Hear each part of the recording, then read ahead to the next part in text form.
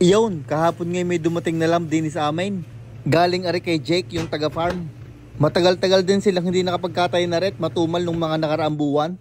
Nagkataon naman na marami nagpa-reserve, kaya rin nagdala sila din eh. Ang una kong ginawa diyan, tinanggal ko lang yung laman loob. Tapos pinutol ko sa may bandang liig. Ang sunod kong puputulin din eh, ay ang unahang paa at saka ang balikat. Ngungusuan dapat para pantay ang putol. Kada putol ko, pinapatay ko machine para iwas disgrasya. Bibiyakin ko lang aring ginayat ko na unahang paa at saka ang balikat. May pa-order kaming 2 lamb shoulder, kaya ari tatanggalin ko na ang 2 balikat. Ang lamb pa lang ari nasa 55 pounds, kaya ari medyo mabigat-bigat. Ang sunod ko naman puputulin din eh, ay ang paa sa huli. Ari ang pinakamalaman sa lahat ng parte, gawa ng nandin ang hita. Kaya mabilis ring mabenta, na-reserve agad. Biniya ko lang sa gitna tulad ng ginawa natin sa isa. Tapos tinanggal ko lang yung dulong buto. Buto lang naman yung walang laman. Dini naman tayo sa bandang tiyan o yung ribs. Puputulin lang din natin yan sa gitna. Ang mahalaga din ay gitnang-gitna ang putol ninyo para walang lamangan. Dadahan-dahan ninyo laang para siguradong pantay. Ang sunod, ating hihiwala yung kanyang loin dini sa ribs o yung riblets. Gagawin din natin dini sa kabila. Hindi muna tayo gagawa ng rack of lamb at wala namang pa-order ay kahirap gawin noon. Lalahatin ko na aring lamb chops at aring pinakamabenta. Ang alam ko yung 10 piraso din ay naka-reserve na agad. Gawa ng may tumawag na customer ay last month pa daw niya iniintay aray.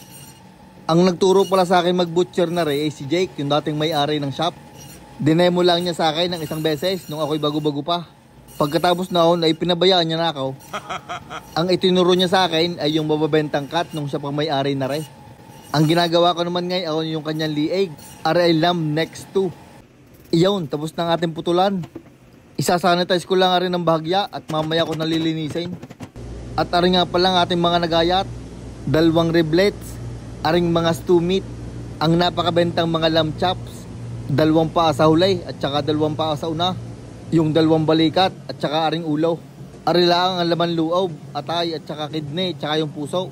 Ang iba noon ay hindi ko na alam kung nasaan.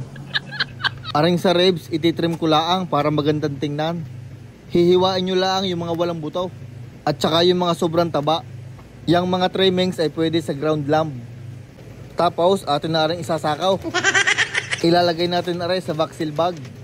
Dahan-dahan lang ang paglalagay ko na rin at baka mabutas, gawa ng medyo matatalas yung mga buto. Dapat gaya ng itsura, walang hangin sa loob, para pwede siyang magtagal sa fridge. I-vacuum seal ko lang din na rin 2 lamb shoulder o yung balikat. At arin naman mga lamb chops ay dinilaan sa tray. Basta lalagyan lang ng panapin sa ilalim at baka tumagas ang dugo. 4 ang piraso lang ang paglalagay din eh. Gawa ng yun lang ang kasya eh. Aring atay ay dini din sa tray. At saka aring kidney at saka yung puso. Aring namang ulo ay ipaplastiko at may nakabili na naray. At yan, naipake na natin lahat. Ipaplastic wrap na lang aray, tapos ilalagyan ng label ay pwede na ibenta. At gayon lang ho, pagbubutcher namin ng aming lamb. Yan naman ho may kanya-kanyang padalay. Ay paano, hanggang din na lang ang bidyong aray.